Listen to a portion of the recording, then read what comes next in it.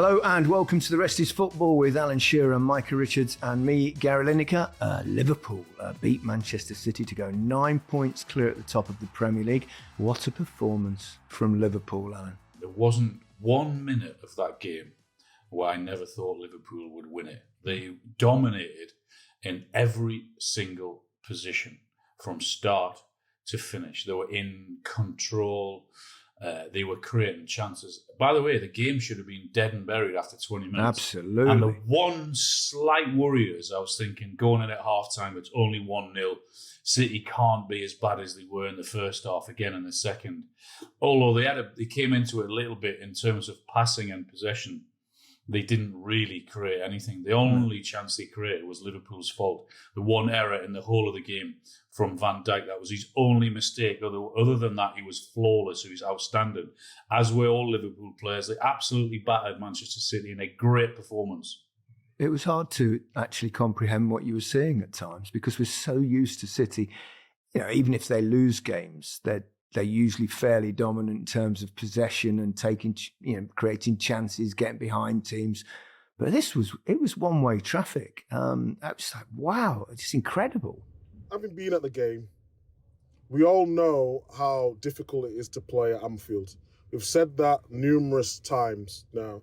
And yes, City was on this run of bad results. But in your career, you're always looking for a turning point, don't you? And you think, you go to Anfield, you put in a great performance, but I can't remember City being dominated like that in the last 5 or 6 years, maybe in Pep's first season, where they were still working stuff out, where he's working out his system. But they got blown away. They got absolutely blown away. And there's a couple of different factors. We've mentioned the likes of Rodri, Kovacic. But even still, the balance of the team, it just looks off when you got Matheus Nunes playing as a midfielder but going out to the left. So when he's getting the ball offensively, he's up against Trent. He's not doing anything apart from coming back on his right foot. And then the other side, there was nothing with Rico Lewis. He's got really good energy. He was picking up some really good positions. Intelligent footballer, we all know that. But he was isolated in 1v1 at times where he's never going to beat anyone. He was trying to sort of drag Robertson out of position to create space for Kyle Walker on the overlap, but it just wasn't happening. And Haaland didn't have a kick again, but we expect that from Haaland when there's no creativity around him. And I'm always sort of scared to overreact and be reactionary and go over the top. But now, the problems that we've seen in the first two defeats for Man City, it's been seeping through for a long amount of time now. And all the same problems are happening. And no matter what Pep does with his squad, it doesn't seem to make a difference. And that is the worrying thing for me, because normally Pep always finds a way. And he probably will in the end at some stage. But to go on this run for a team that have been so dominant, I'm just here scratching my head, you know? Do you think it's good for the Premier League, though? Because you don't want to end up with the same team running away with the title every year. You don't want to end up like the Bundesliga, where Bayern Munich are so dominant. I know they didn't win it last year, but they'd won it the previous 11 years, I think. So it is quite refreshing that they can struggle at times. I mean, it just shows you, footballers are human beings and they are affected by things when it starts to go wrong, and then you lose a little bit of confidence and a little bit of that belief that they must have always had going into every game, where they must have been super confident. And all of a sudden, they're struggling. I mean, that, as you said, Alan, it could have been out of sight. Every corner, Virgil van Dijk could have had a couple of headers. Yeah. The first goal, I mean, what a move. The pass from Trent was absolutely exquisite. And the ball from Salah, did you see his nonchalant look away after he did it? It was like, actually, that was quite good. I think he was thinking, I'm quite good at this game. Even the 2 goals they conceded, there's more to worry about than just Rodri missing in that team. It's just too easy to say they're missing one of the best players in the world in his position? Absolutely yes. But there are far more pressing and worrying things to look at that we've probably never seen in this City team in terms of lack of energy, lack of closing down, so open when we're on the turnover. I mean, the first goal, from a Liverpool point of view, is absolutely outstanding. But from a City point of view, the long pass and then Akanji stands off Salah. He's got no backup in terms of any of his teammates backing him up. Then Ake leaves it in the hope that he hasn't got a clue what's around him. He lets it run across the 6-yard box. And then Kyle Walker is nowhere near Gakpo. So from a defensive point of view, they're all over the place. And then the second ball is a long kick from the goalkeeper. It's a poor header from the centre-half. Diaz then tries to backheel it in the final third. Then Walker has another heavy touch and gets done on the ball. Then the keeper comes, and it's like all of a sudden, Man City look very, very ordinary and very easy to get at. And I mean, Pep, there's no doubt Pep's not sleeping at night with the performances that he's seen and the errors that he's seen and how open that his team are, particularly on the turnover. It'll be so worrying for him, yeah. Yeah, I mean, they were due a bad patch at some point. We've had so much consistency for so many years, and we're used to them winning it high, aren't we? Winning it, even when they lose the ball, they win it immediately. There is none of that at the moment. When we watch Manchester City, they're the team that gets to the byline more than any other team I've ever seen. I can't really recall them getting to the byline at all in that game. It's so different, but it just really does show you how important confidence and belief is, because even though they've got some injuries, there's still a lot. There's a lot of really good players. Look at their bench. I know. He left Vardy out. What 60-odd million quid defender. He left Grealish out, 100 million midfielder. He's got Kevin De Bruyne on the bench. He left his goalkeeper out. So I mean, the options that they've got. They got Doku on the bench. You got Savinho on the bench. So they're not going to get too much sympathy from too many people with what they've still got available. De Bruyne came on again with not long to go when the game was pretty much done. Yeah, he nearly got a goal because of Van Dijk's error. But is there something going on there, do you think? Because he's been sort of coming on for 5 or 10 minutes for about a month now. So you would imagine he's getting fitter. I saw both of them, Pep Guardiola and De Bruyne, making interesting statements in the week where it seems like all's not well between those two. Man, I don't know. I got no inside information whatsoever. The ambassador of Manchester City might, though. Heard rumblings? Or? Yeah, just drop that on me. Cheers, guys. But no, I think you're right. There's got to be some context to it, because there's no way, and this goes back from before the international break. De Bruyne got some minutes, and then after international break, he didn't start, and then he hasn't started again. But he's the one that could unlock a door. We know with Kevin De Bruyne, we've got to wrap him in cotton wool, especially in previous seasons. But in a big game like this, I thought he was sort of saving him for this game. But even just like the talks and potentially going to Saudi at the end of the year, it looks to me like there's some sort of rift going on between them. And I'm not saying that because I know that, but I just don't understand why you wouldn't start him in the biggest of games of the season. And even if you start him and bring him off after 60 minutes and get the confidence going that way, I just think it's too little too late. And yeah, he had his big opportunity. He didn't capitalise on it. He didn't take it. But even like Grealish as well, it was calling out for a Grealish or a Doku, and I don't know what's happening in the camp, but it doesn't seem happy like we've seen before. Something is amiss. Well, it's like everything. You can cover everything up, can't you, when you're winning? Because no one sort of probes into these things. But when you're not winning and when you're losing games as they are, then everyone's looking into every word that someone says, particularly someone who's not playing. Why is he not playing? Has he left him out? Has he had a fight? Whatever it may be. I mean, we heard Kevin with his contract talks a week or 10 days ago saying they've been put on hold or whatever it is. But I'm like you guys. I I suspect there's something gone on in the background. Look, whether he's got an injury that we don't know and he's nowhere near ready to start a game or what, I don't know. But my guess would be that there's been some sort of fallout or disagreement. Yeah, I do suspect the Liverpool fans might be wrong when they said you're going to get sacked in the morning. I like Pep's response to that holding up six fingers. I thought that was quite fun. It was interesting, his interview after the game, he said, I thought it was a bit disrespectful. They didn't say that when it was 1-0 or they didn't say that when I was winning. But I mean, it was just the Liverpool fans having a bit of fun. And it was the right riposte, I think, from Pep. But it's very easy in these situations, isn't it, to focus on the team that's struggling. But I think we also must, as we've done already, but the positives for Liverpool, and there are so many. And I particularly enjoy how they rotate the three. We were talking just before while we were waiting for you, Micah, to get in the aquarium.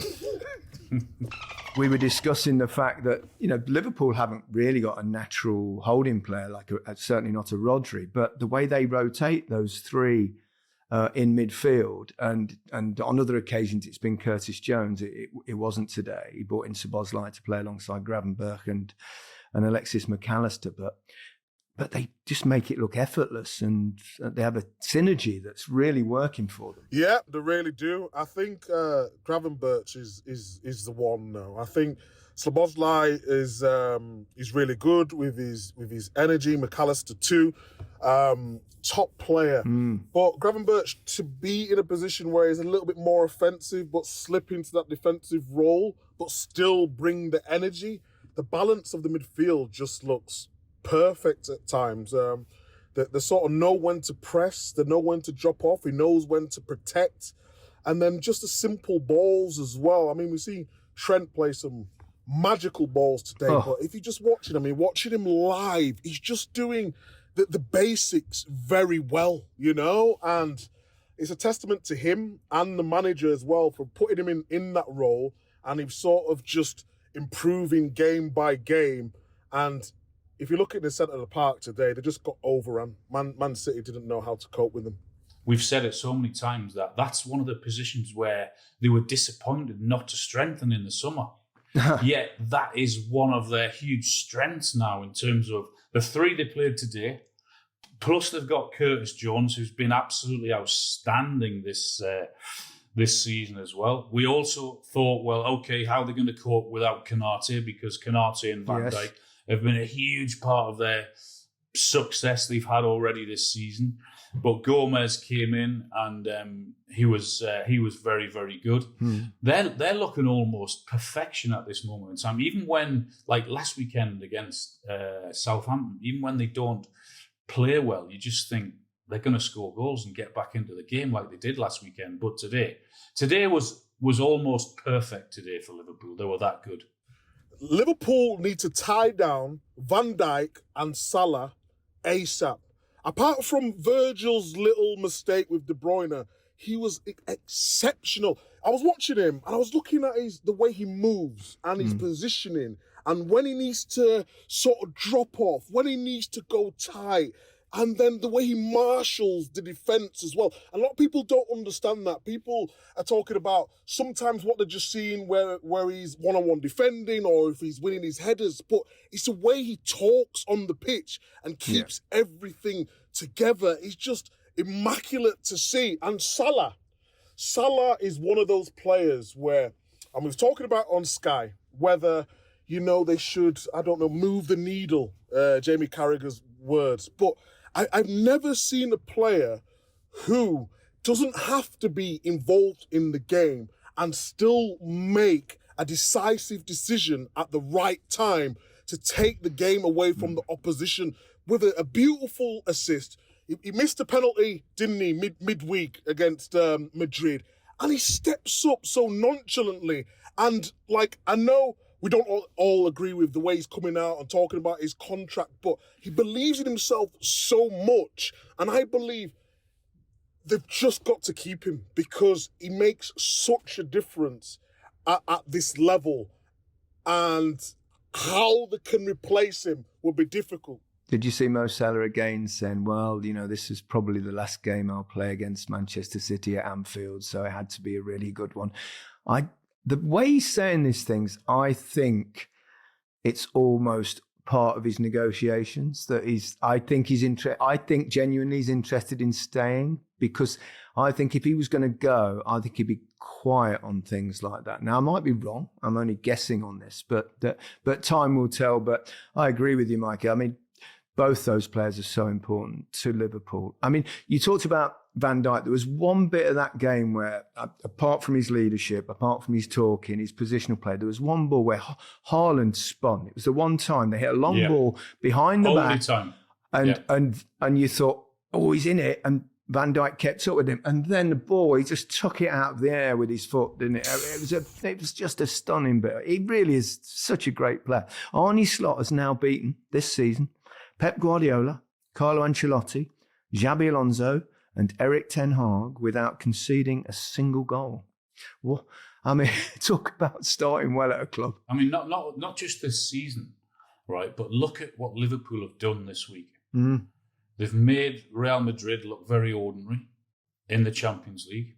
They've made the best team that perhaps we've seen in the Premier League very ordinary. In the space of 4 or 5 days, they've beaten Real Madrid and they've beaten Manchester City. Not only beaten them, but absolutely battered both teams. Mm. Which, I mean, incredible. The job he's doing. Sat top of the Champions League, whatever it is. The top of the Premier. It's like unbelievable. It's like, and some of the football that they're playing and the energy that they've got. And of course, you know, when you get to Anfield, it's such a great atmosphere. When you've got that crowd behind you, as they have at the minute, they're going to be very, very difficult to stop in both competitions. They're a long way clear now in the Premier League, 9 points. I know it's still relatively early in the season, what we're just about, not even a third through quite yet. But that's a big lead. That's a big league. Now, they will have a sticky patch, I imagine, at some point this season. We can't be sure of that. They might get 1 or 2 more injuries, something like that. You lose a couple of games, and as we've seen from Manchester City, that can affect your confidence. But I mean, Liverpool fans must be absolutely buzzing. But let's move on to the earlier game. I want to link with that game because of the way that Chelsea's coach too has come in. Enzo Maresca was obviously at Leicester last season. We won the championship. Really good coach, and obviously we felt a little bit hard done to the fact that he was stolen by Chelsea, but they've got a recent history of taking our best players and now our coach as well. But what a job he's done as well, because we all thought, didn't we, that the circumstances at Chelsea were particularly difficult. Not the fact that they've got lots of good players, that's a good thing, but at the same time, they have so many players. And we were talking, weren't we, that he rotates his team in Europe. And I think you can do that if you're in the Conference League. You probably wouldn't be able to do that if you're in the Champions League. It'd be a different kettle of fish. But brilliant job he's doing as well. Yeah. I think what's most impressive for me watching, and I know you'll know a little bit more from the Championship at Leicester, Gaz, but in terms is how adaptable he could be as well. So they sort of went with Caicedo and Enzo Fernandez and Lavia, and we thought, are they going to play free? And then are they going to play wing backs or whatnot? So when they was defending in the 4. Caicedo was playing right back. And then on the ball, he was going into midfield, like we've seen Man City do, like we've seen Liverpool do. But then that allowed Lavia that protection with Caicedo. And then Enzo Fernandez just to, push 10 yards further up the field alongside Cole Palmer.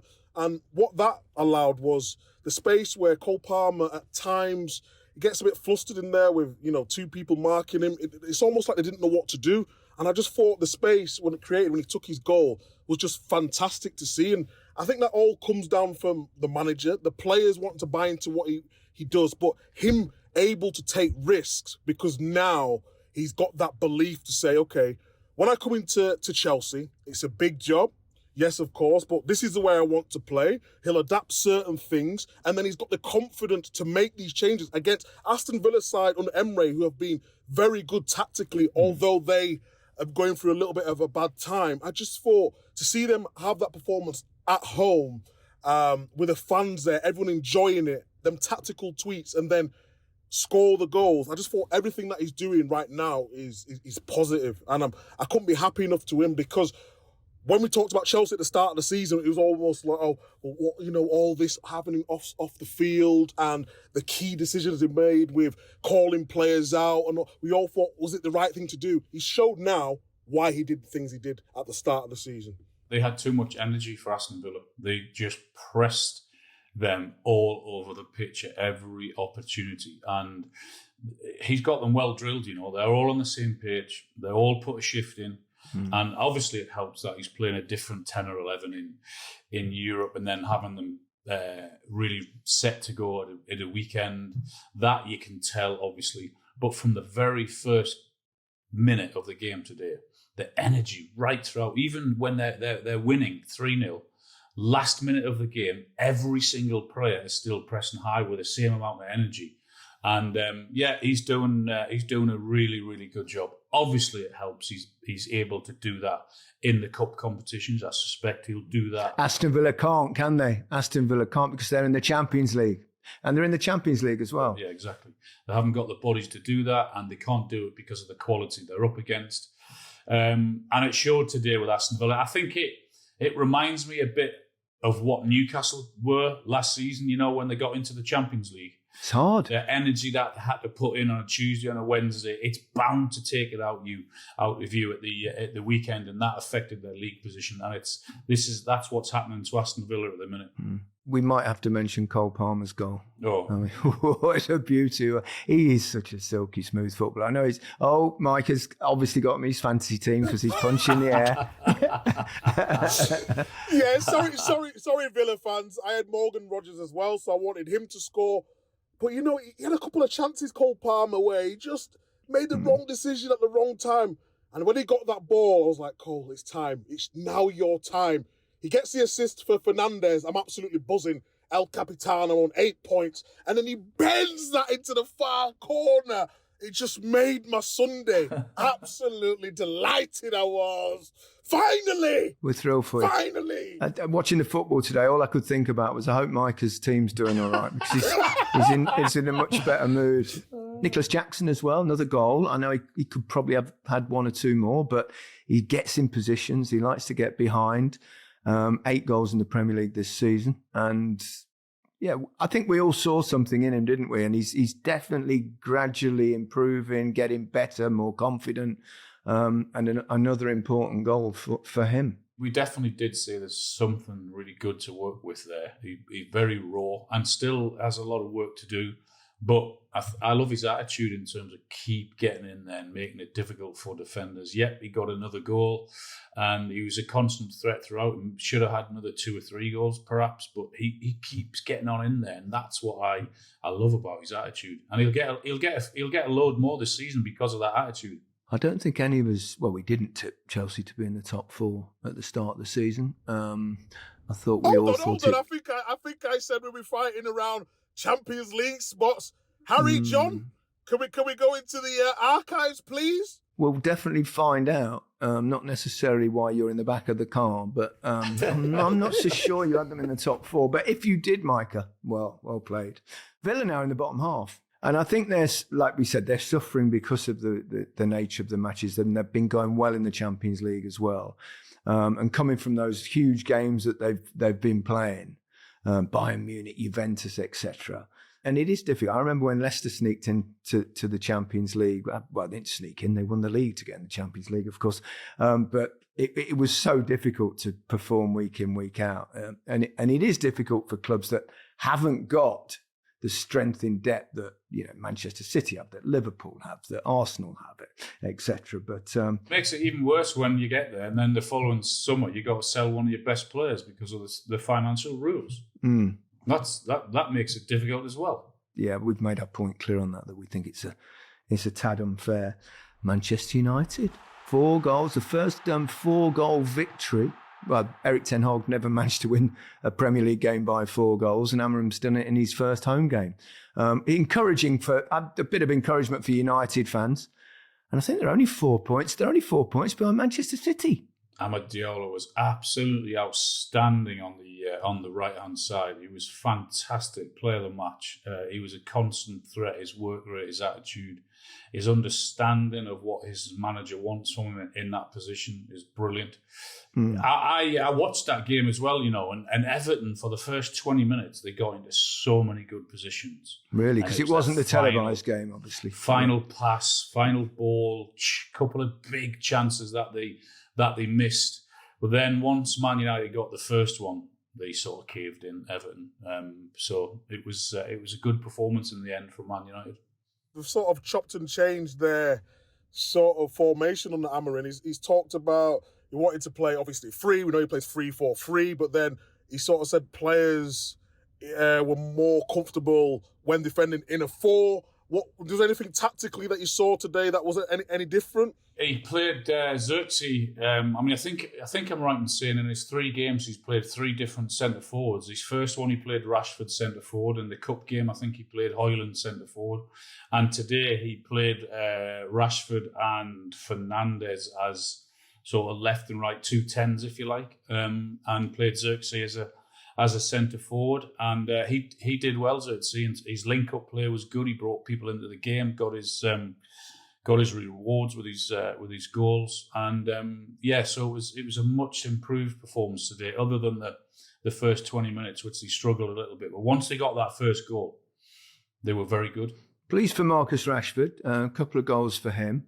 It was interesting what Amorim said in the week, didn't he? He obviously says, I believe in him, but he's got to really want it himself, which I hope he does. I'm sure he does, because when he's on form, I mean, he's been streaky over the last few seasons, but when he's on it, I mean, he's so talented and quick and dangerous, isn't he? Yeah, we've got to see that from him most weeks. What he's sort of shown. He got his goal in the first game, didn't he, against Ipswich?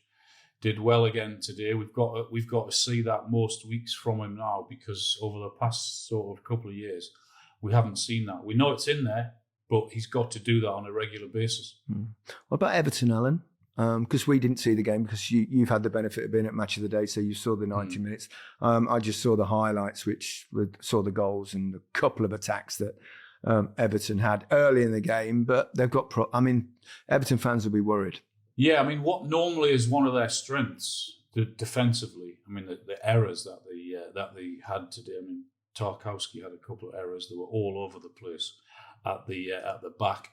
For 20 minutes, I thought they played some really good football up until the final third, but they're never going to score that many goals, Everton. No, they never have done for a while now, and that isn't going to change.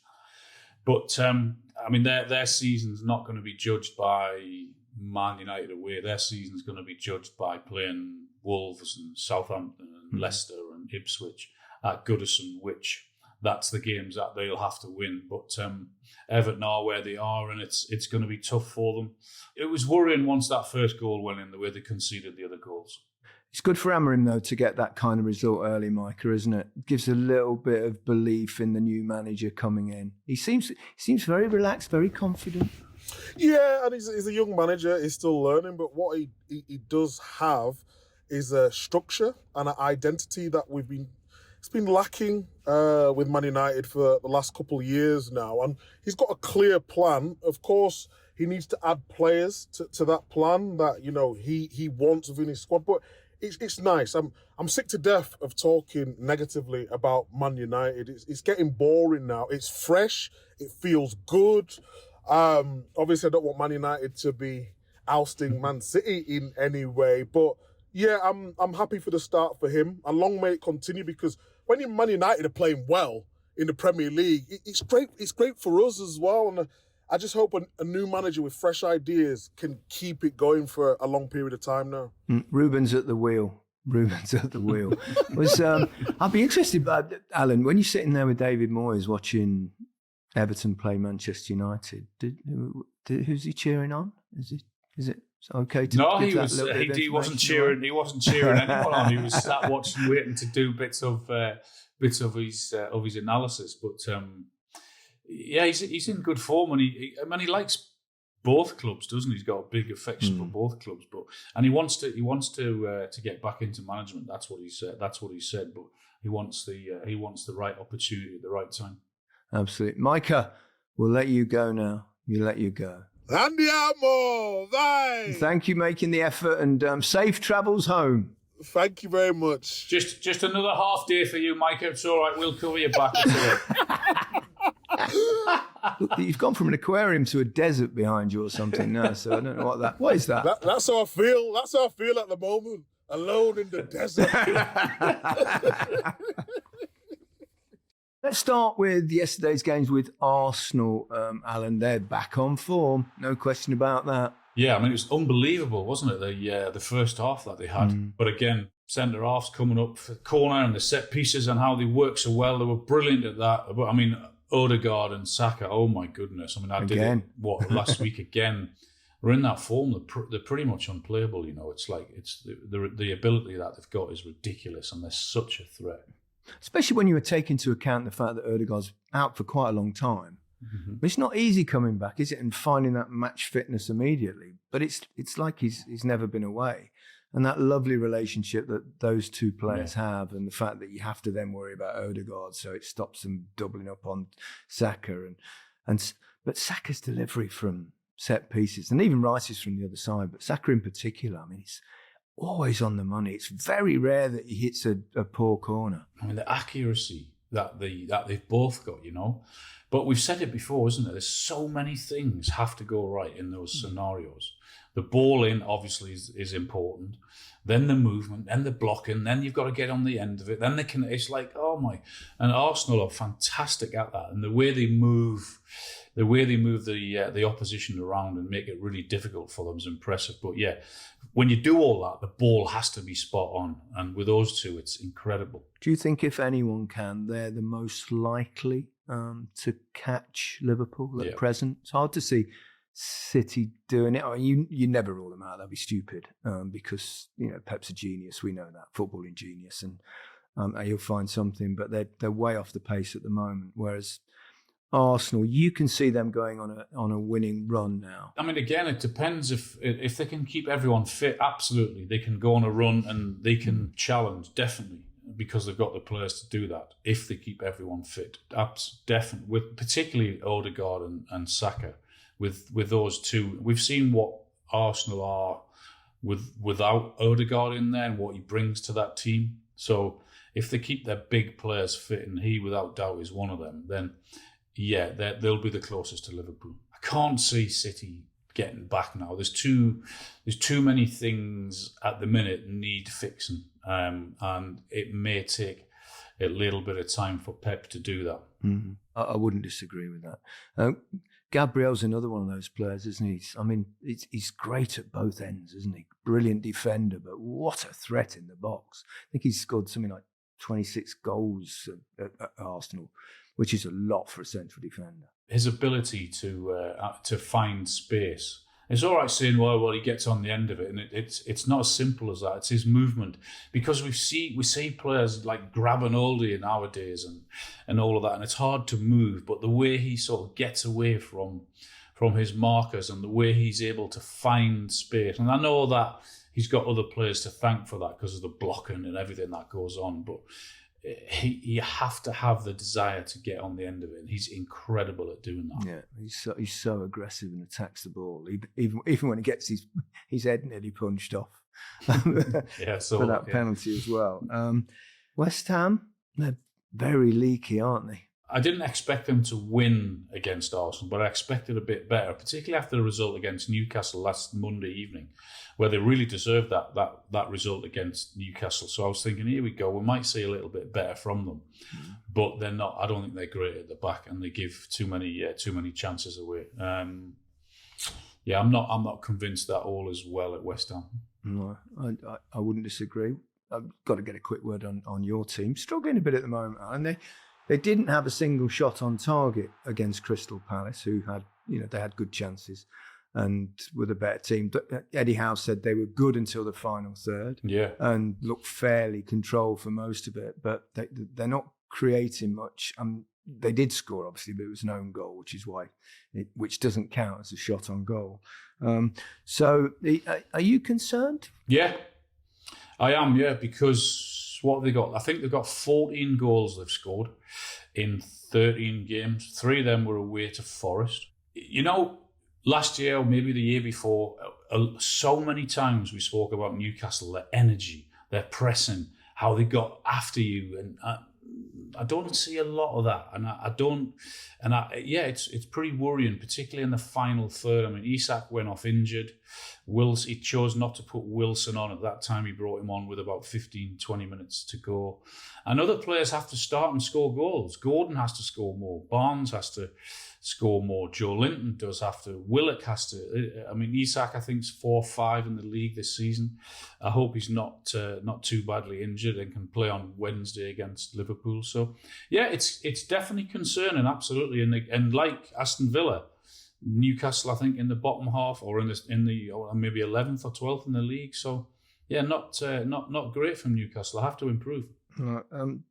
There's 2 bonkers games yesterday. One obviously was the Arsenal one. It was 5-2 at half time. But and Wolves-Bournemouth was strange as well. In fact, Evan Nielsen won 3 penalties and Justin Kluivert converted all 3. Both of those were firsts in the Premier League. I think in the top flight. I think it's been done 3 times before, but in the Premier League, that's never happened before, and happened with the same game. So you've had 2 penalties. You've had 2 penalties, haven't you? I've had a couple of penalties on the 3. It's like, no, it's like, and you know what? I was actually, when I was looking at his pen, I was thinking, because he had that sort of staggered run up for his first one, this stop-start thing, and then he changed it for his second one, again for his third one. So from his point of view, really good, really clever, really thoughtful, and certainly mixing it up. So yeah, that's the first 3 penalties in the Premier League. He's a good coach, Iraola. Yeah, he's doing well. They do play front foot. Mm-hmm. They're good to watch. You know, really, really interesting and thoughtful coach, and I like the way his teams play. They're definitely very good. They're gonna upset a few this season. Well, they already have. I'm looking forward. I'm actually there on Thursday evening. They've got Spurs. Well, they'll continue to upset a few. They've got Spurs on Thursday evening. So I'm looking forward to. I'm doing the core comms. I'm on the core comms on Wednesday for Arsenal, Man United Wednesday night, and then Bournemouth Spurs on Thursday night. So I'm looking forward to those games. Yeah. But Bournemouth, they're a good side. They've got really good energy, and they've got a bit of quality in forward positions. Yeah. Brentford are banging in the goals at home. Leicester took the lead, and I thought, oh, here we go. Ruud van Nistelrooy in the stand. He didn't pick this particular side, but Leicester a bit all over the shop defensively. Switched to a 3, and they didn't really seem that comfortable in it. And Ruud was smiling when they went 1 up, and I thought, yeah. And then there was all of a sudden they were getting battered, and I think perhaps the realisation he's got a tough job on his hands. The reason I brought up that game in particular was, apart from saying well done Brentford, another brilliant home performance, was that I was trying to think. This is not a dig, by the way, at all, but I'm trying to think of a centre forward as a manager that's been super successful. The only one I could come up with really was John Toshak, and that is going way back, who ended up at Real Madrid and did really good things. Can you think of it? I think Mick Harford did okay. Would you take Mark Hughes out of that? Mark Hughes has done a good job. I'm talking about super success, a Pep or a. Would you class Kenny Dalglish as a centre forward? I wouldn't really. Would you? He's more of a 10, wasn't he? A thoughtful. He wasn't a 9. I mean, he had Rushy ahead of him, so he was the only other one we came up with. But I wonder why that is. Maybe because we're a selfish lot. We don't really think about the team very often. Do you not like my 8 games at Newcastle then? No. Well, I like one of them, Al.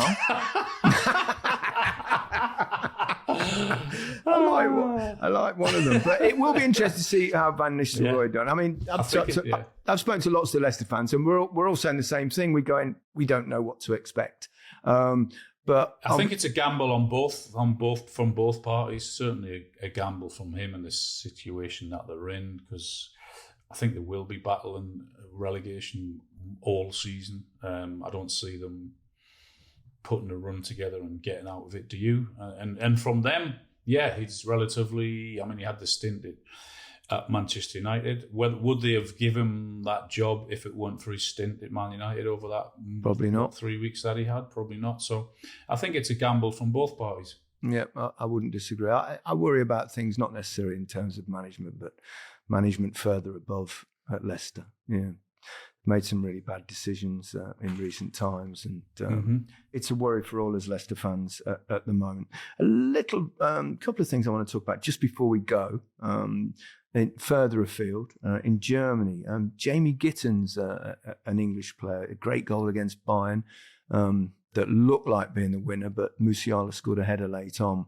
We were watching that game in the office. He looks, I mean, Gittens, he scored a really good goal in midweek in the Champions League, and then this excellent goal against Bayern. So he might be a player to keep an eye on. And the other point was goals for Jude Bellingham. At Real Madrid. He's starting to show his form now, I think, getting back to his best.